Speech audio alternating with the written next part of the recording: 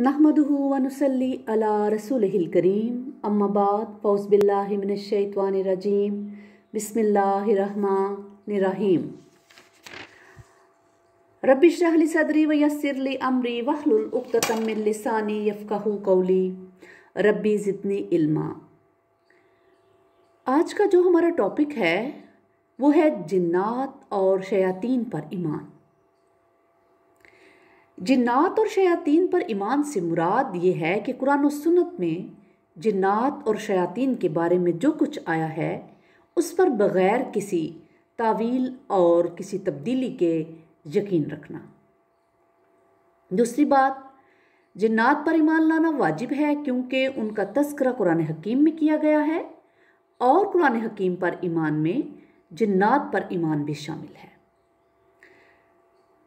काफिर फलसफियों और डॉक्टर्स का एक ग्रोह जिन्नात के वजूद का इनकार करता है, हालांकि कुरान और सुन्नत उनकी तरदीद करते हैं।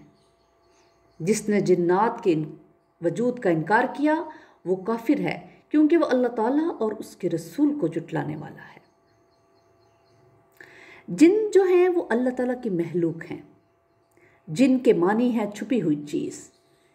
ये महलूक चूंकि इंसान की निगाहों से पोशीदा होती है इसलिए उन्हें ये नाम दिया गया है। सबसे बड़े जिन का नाम जॉन है। ये बात कुरान पाक में सूरह हजर की आयत 26 से 27 में बयान की गई। जिनों का वजूद इंसान से पुराना है, कदीम है। इंसान से पहले अल्लाह ताला ने जिन्नों को तहलीक किया था।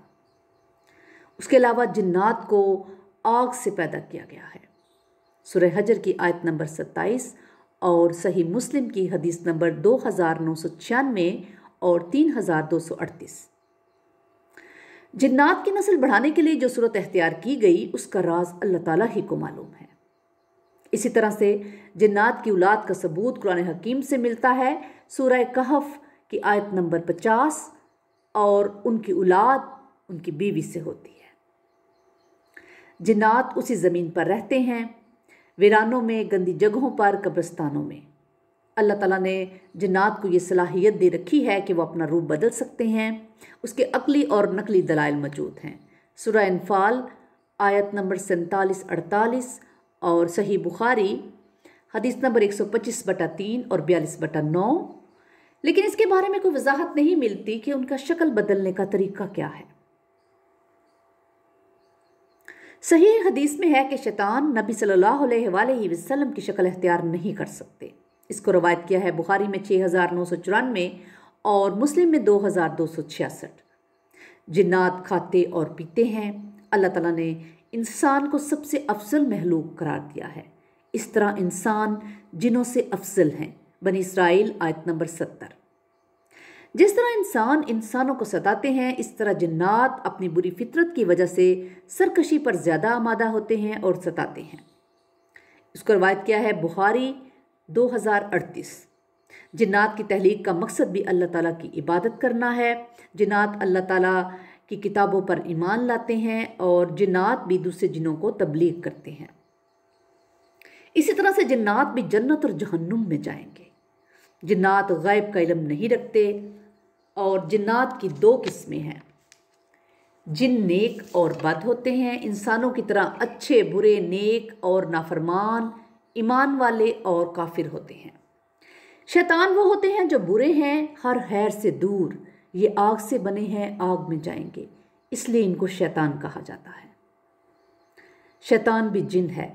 शैतान को उसकी सरकशी की वजह से शैतान कहा जाता है। इब्लीस जिनों में से था। अल्लाह ताला ने फरिश्तों को यह हुक्म दिया था कि आदम अलैहिस्सलाम को सजदा करें।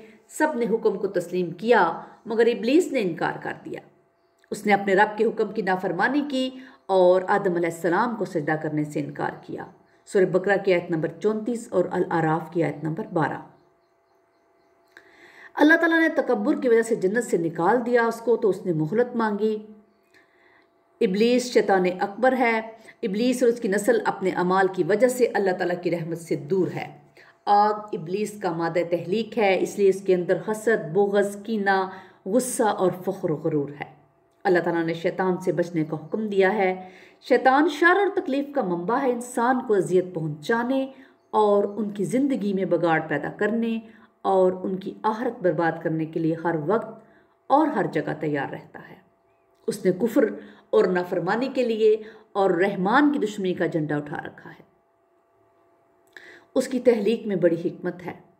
حافظ ابن قیم رحمۃ اللہ علیہ کہتے ہیں کہ شیطان کی بھرپور کوشش ہے کہ وہ انسان کو بندگی کے اعلیٰ مراتب سے گرا دے، اور اللہ تعالیٰ نے اپنے انبیاء اور اولیاء کو بندگی کے درجات کے کمال تک پہنچنے کا موقع دے کر احسان کیا ہے۔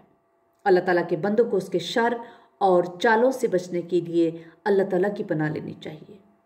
اللہ تعالیٰ نے شیطان کو عبرت بنا دیا ہے۔ شیطان کے لیے لعنت ہے، جہنم کی آگ میں ہمیشہ رہنا ہے۔ یہ ہر اس شخص کے لیے عبرت ہے جو اس کے حکم کی مخالفت کرتا ہے اور اس کی اطاعت سے تکبر کرتا ہے اور اس کی نافرمانی پر اصرار کرتا ہے، جیسا کہ ابو البشر نے اللہ تعالیٰ کے حکم سے نافرمانی کی، پھر توبہ کی اور نادم ہو کر اپنے رب کی طرف لوٹے۔ سورہ طٰہٰ آیت نمبر 122-121۔ ابلیس کی تحلیق اور اس کی ایجاد میں بندوں کے لیے امتحان ہے۔ اللہ تعالیٰ لوگوں کو ان کے مالوں اور ان کی جانوں کے معاملے میں امتحان میں ڈالتے رہتے ہیں۔ اللہ تعالیٰ سے دعا ہے کہ ہمیں اس امتحان میں سرخرو فرما دیں۔ اسی طرح سے ہم یہ بات دیکھتے ہیں کہ شیطان کے اہداف کیا ہیں۔ شیطان تمام انسانوں کو کافر اور مشرک بنانا چاہتا ہے۔ شیطان انسانوں کو گناہ اور نافرمانی میں مبتلا کرنا چاہتا ہے۔ شیطان اللہ تعالیٰ کی عبادت سے روکتا ہے۔ ہر عبادت جو اللہ تعالیٰ کو محبوب ہے شیطان کے غصے کا سبب بنتی ہے، اس لیے وہ عبادات کو خراب کرنے کی کوشش کرتا ہے۔ شیطان انسانوں کو بدعات میں مبتلا کرتا ہے۔ سفیان ثوری کہتے ہیں کہ بدعت ابلیس کو نافرمانی اور معصیت سے زیادہ پسند ہے، کیونکہ نافرمانی سے انسان توبہ کر لیتا ہے اور بدعت سے توبہ نہیں کرتا۔ شیطان بندوں کو اللہ تعالیٰ کی اطاعت سے روکتا ہے۔ شیطان صرف کفر، گناہوں، نافرمانی اور بدعات میں ہی مبتلا نہیں کرتا، بلکہ انہیں بلائی کے کاموں سے روکتا ہے اور ہر بلائی کے راستے میں بیٹھ جاتا ہے۔ شیطان انسان کے نفس اور بدن کو تکلیف پہنچاتا ہے۔ اس کی چند صورتیں ہیں، جن میں سب سے پہلے کہ پراگندہ خواب شیطان کی طرف سے ہوتے ہیں۔ دوسرا، گھروں کو آگ سے جلاتا ہے۔ بچے کی ولادت کے وقت اسے ایذا دیتا ہے۔ طاعون کا مرض جنات کی وجہ سے ہوتا ہے۔ حضرت ایوب علیہ السلام کو جلد کی بیماری شیطان کی وجہ سے ہوئی۔ استغاثہ شیطان کی ایڑ کی وجہ سے ہوتا ہے۔ بنی آدم کے کھانے پینے اور گھروں میں حصہ لے لیتا ہے۔ مرگی شیطان کے چھونے سے ہوتی ہے۔ جن انسان کے اندر داخل ہو جاتے ہیں، یہ بات ثابت شدہ ہے جس پر علماء اہل سنت والجماعت کا اتفاق ہے۔ موتے وقت انسان کو شیطان جو ہے وہ محبوط الخواص کر دیتا ہے۔ شیطان اور انسان کے درمیان معرکہ جاری ہے۔ شیطان انسان کے بدن میں خون کی طرح دوڑتا ہے۔ شیطان بتوں کی بندگی کرواتا ہے۔ شیطان مصوری کرواتا ہے۔ شیطان موسیقی کی عادت ڈلواتا ہے، جو شیطان کا قرآن ہے۔ شیطان انسان سے شرک کرواتا ہے۔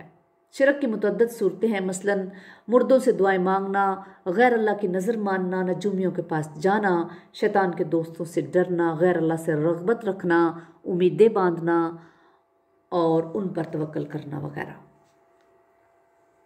اللہ تعالیٰ ہمیں شیطان سے بچائے اور اپنی پناہ میں رکھے۔ ہمیں اور ہماری اولادوں کو اللہ تعالیٰ شیطان کے شر سے بچا لے اور ہمیں اللہ تعالیٰ اپنے نیک اور فرمانبردار میں بندوں میں شامل فرما لے۔ ربنا تقبل منا انک انت السمیع العلیم وتب علینا انک انت التواب الرحیم۔